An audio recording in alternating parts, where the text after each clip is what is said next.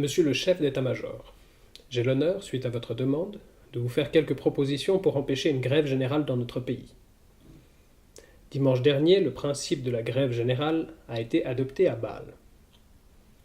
Cette grève a pour objectif secondaire de créer en Suisse des conditions comme en Russie. Elle doit avant tout donner un signal pour le déclenchement de la révolution en Europe. La date du déclenchement de la grève générale n'est peut-être pas encore décidée. Elle reste évidemment secrète et connue seulement de quelques chefs.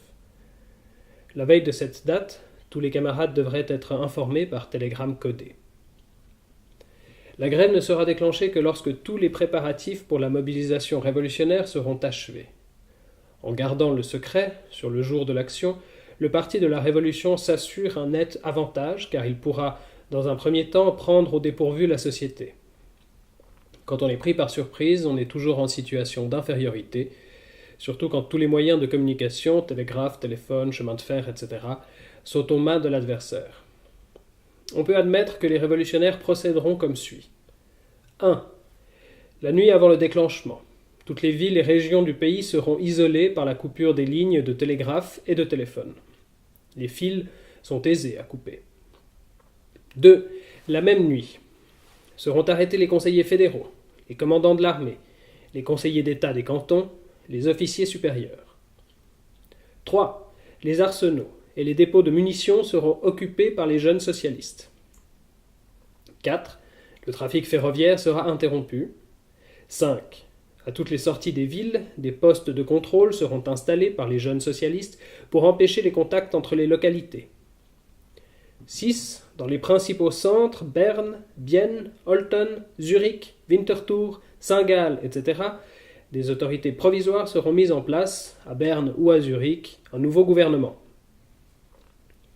Selon ces considérations, si personne ne trahit la date de la grève générale, le déploiement de l'armée ne sera plus possible dès le début de la grève. La télégraphie sans fil ne sert à rien si les principales autorités civiles et militaires sont arrêtées. Dès que l'on apprendra que la grève a commencé et que des incidents ont lieu dans les villes, les militaires seront sans doute armés, mais devront se rendre sans munitions sur les places de rassemblement. On se battra avec les jeunes socialistes, en particulier pour le contrôle des dépôts de munitions. S'il n'y a ni chef ni ordre, sur les places de rassemblement, le désarroi et l'anarchie régneront.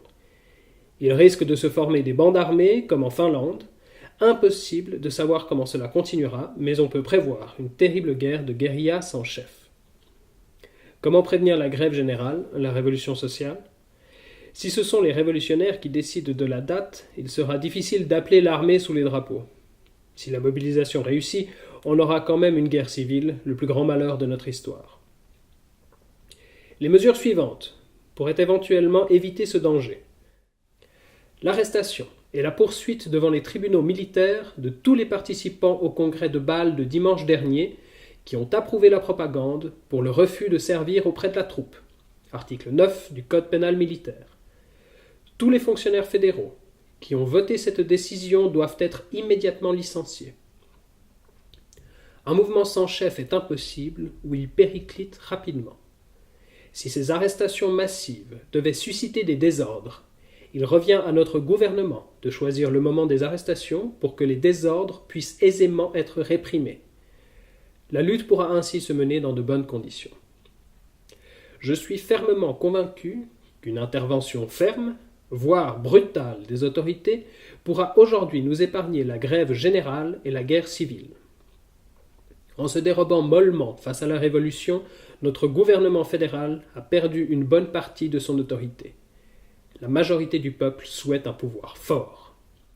Les circonstances actuelles ne sont que le résultat des concessions constantes qui ont été faites jusqu'à ce jour. Colonel de Perrault.